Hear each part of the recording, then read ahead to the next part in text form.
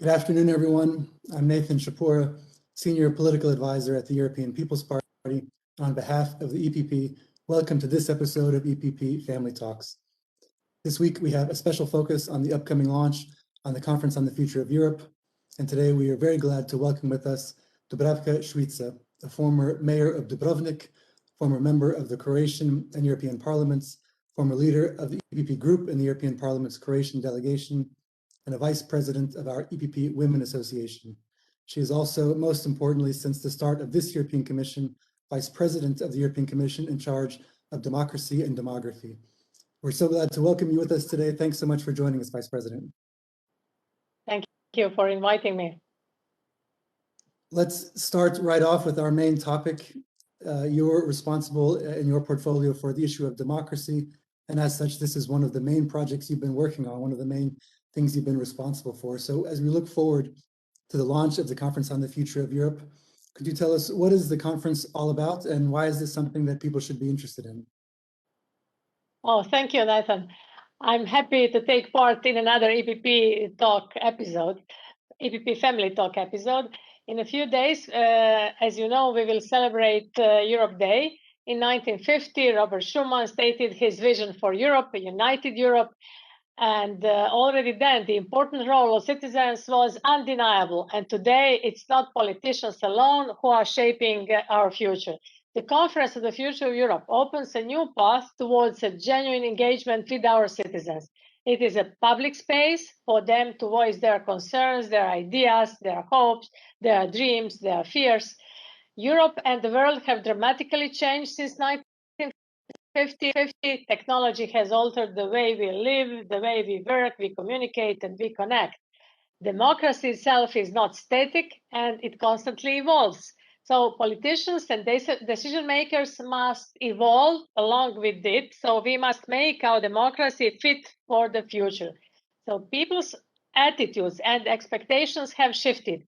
Citizens are eager to have a greater say in democracy beyond the elections. So it is clear that politics can no longer be business as usual. So the Conference on the Future of Europe is our answer to that call. That's it. You mentioned the idea of evolution, so the importance of listening to citizens, engaging with citizens, and this is an ongoing process. Of course, this Conference on the Future of Europe has been an ongoing process since the start of this commission. It had to be postponed already as a result of the pandemic. So now with the launch officially on Europe Day on this Sunday, what can we expect as far as the process going forward? Yes, you are right. It had to be postponed, but now we are on air. Firstly, on 19th of April, we launched a multilingual digital platform, which creates a public space for people right across the European Union to engage. I mean, for everyone. I usually say from mountains to the islands. People can share their ideas, find events, and follow the progress and the outcomes of the conference. So all contributions from local events, European citizens panels, and conference plenaries will be and are already shared on the platform. Event organizers must agree to the charter of the conference and contribute constructively. And I have to say here, we will not accept illegal, hateful, or deliberately false or misleading content. Then we have the European citizens panels. They are designed for citizens' input, and the citizens will be randomly selected. They will be representative in terms of geographic origin, gender, age, socioeconomic background, and of course, level of education. And then they will deliberate and come up with the ideas and policy recommendations that will feed into the conference plenary. So conference plenary will be the place. So there are three pieces, platform, panels, and plenaries. So plenary will be the place where citizens can voice their views alongside their elected representatives on equal footing. That means with MEPs, with members of parliament, with us from Commission, with people from member states, from the European Council. But I want to highlight here, especially since I'm talking to EPP, the conference does not replace representative democracy. It only reinforces it. So we must have confidence in the ability of citizens to contribute concretely. So we don't want them to contribute only once in 4 or 5 years in elections. We want to go beyond this. And then what is the difference from previous conferences? There is a feedback mechanism which will ensure that ideas on the platform will result in the end in concrete recommendations. So conference will draw conclusions in spring 2022, next year in spring, and then the work does not stop. 3 institutions, Council, Parliament, and Commission, will reflect on what the citizens have deliberated, and we will see how we can best follow up on it. So follow up is the most important part of this conference, and this is the reason why we need another second part of our mandate to act accordingly.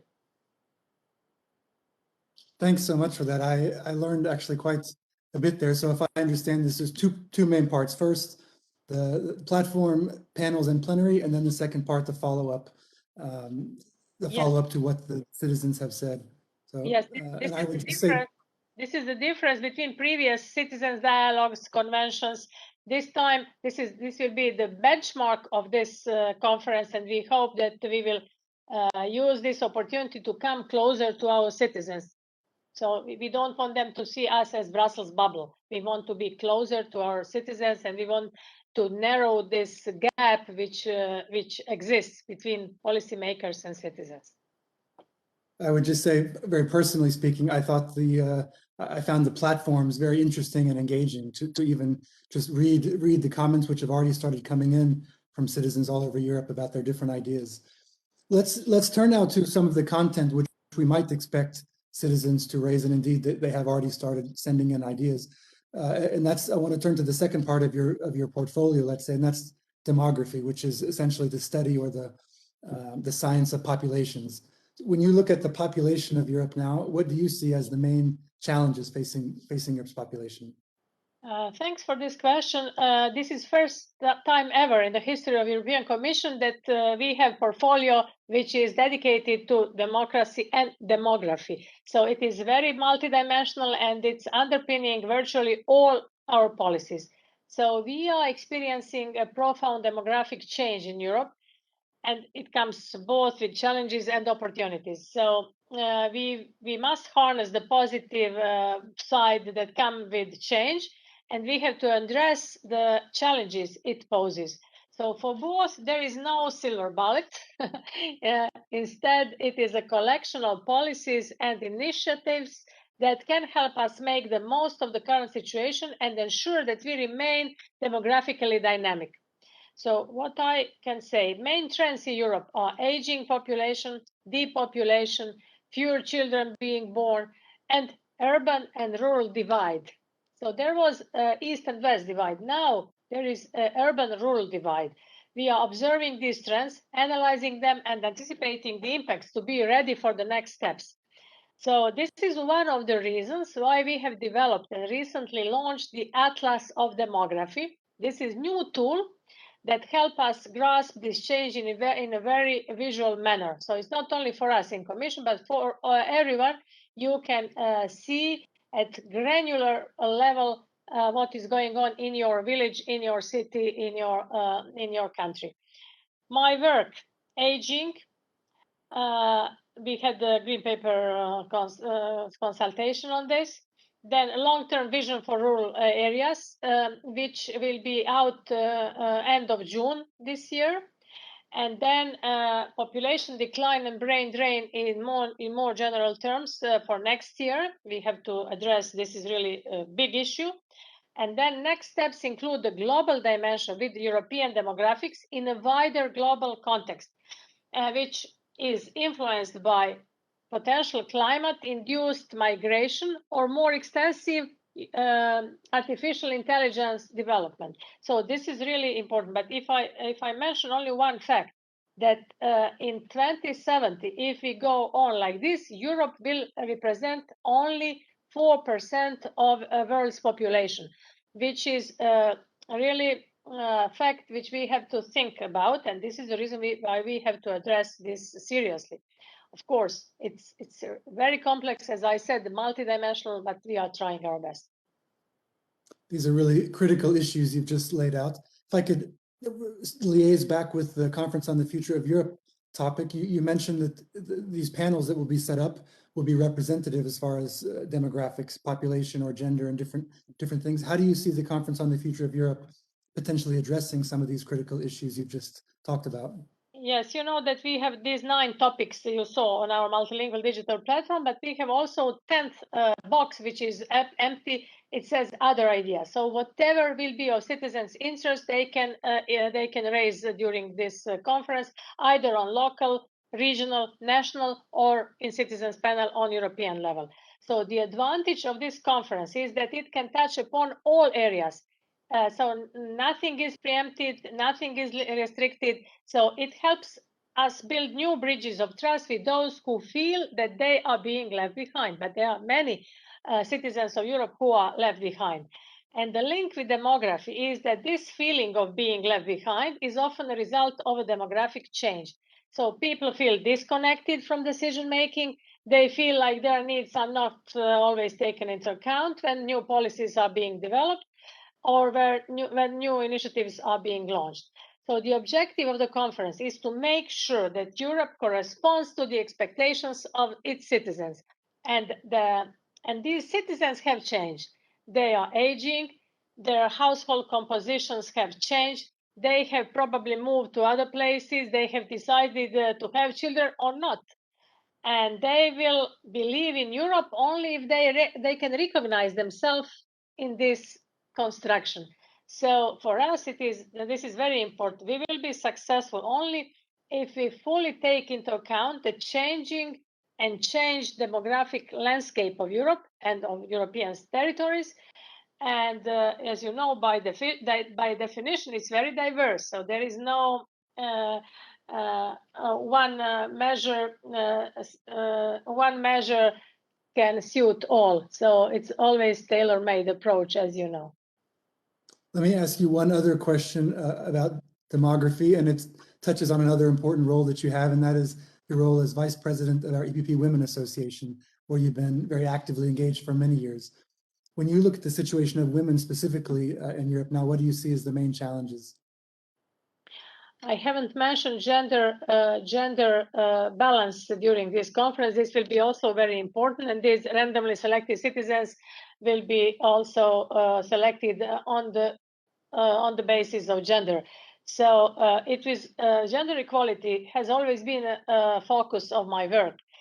You know that from being the first female mayor of my hometown, Dubrovnik, to my engagement in European Parliament in FAM committee, to being a part of first ever gender balanced commission. So needless to say, also during so many years with my dear friends in EPP Women, you are aware that 60 years after the signature of Treaty of Rome, which called for equality between the sexes, women still earn only 72% of their male colleagues' salary in the same position for the same work. I have no doubt that this will be discussed by many of our citizens through the Conference on the Future of Europe, and my wish is to hear about this from men as well, not only women, because women are always included in such dialogues. So I hope men will also raise this topic. Well, you mentioned you're being a part of the first gender balanced commission, so big achievement there, but also, as you mentioned, a lot of work still to be done. I want to ask you a question which we ask of all of our EPP Family Talks guests, and we asked you, I think, before when we talked to you about a year ago, and that is there a book, a film, a series which you've recently read or watched which you would recommend to us? I usually used to read books during my during my flights. You know, now I'm not traveling too much, but with my demography side of portfolio, I'm reading a lot of books that look at different demographic trends from surprising or unexpected angles. One of those books is Lifespan, written by David Sinclair. The subtitle of this book says, Why We Age and Why We Don't Have to. It's rather surprising and mind-bending, but it makes you look at aging in a very different and inspiring way. The writer is not suggesting that we can live forever, but he is confident that we can live longer and healthier. This is something which is very interesting. I found the idea really interesting, inspiring, especially in the light of our green paper on aging, in which we approach aging from the life cycle perspective. So you start aging the day you are born. So aging it doesn't mean old or elderly. Aging starts the day you are born. So whether you are 20, 40, or 80 years old, it's never too late to start making changes in your lifestyle. So we all have longevity genes just waiting to be tapped into. So this is the book which I will recommend, Lifespan by David Sinclair. Thanks for that. I'm noting that down, and it sounds to me like the kind of book as well, which might be very interesting to our EPP Seniors Association, our ESU Seniors Union, also a very important and very active association in our EPP family. So final question for you, and we're asking all of our EPP Family Talks guests this week in preparation for the conference on the future of Europe, and that is, when you think of Europe, what one word comes to mind? Oh, this is a difficult one to answer, only because there are so many words that I could choose from. I think at this moment, citizens' engagement, particularly citizens' engagement, is the one that sticks out the most. Connecting with each other has become increasingly important nowadays. So more and more of us talk about it. During this pandemic, we have had to find new and innovative ways to connect, to engage with our family, with friends, with colleagues. You know, technology helps us a lot. Europe allows us all to engage with one another. Look at how Estonian students can go for a semester to Malta if they want. If they want to succeed during that term, they have to connect and engage with others on many levels. Think about culture, language, sports, policy, politics, and so on. Then we have Schengen, which allows us to engage with one another like never before. Hopping in the car to go on holiday to France, Finland, Italy has never been easier, and allows us all to engage with each other and learn a bit ourselves and others on the journey. So politically, the European Union allows us to engage and deliberate with citizens on the future of Europe. This is the reason why I mentioned citizens' engagement. So this is a key, and it will help us lay the foundation for a strong future for the European Union. Looking forward to the results of this conference, and for citizens' engagement, I think this talk can also help us spread the news all over Europe. And I'm just reminded, listening to your response there, that in certain ways, this pandemic has allowed even new forms of engagement, like this interview itself.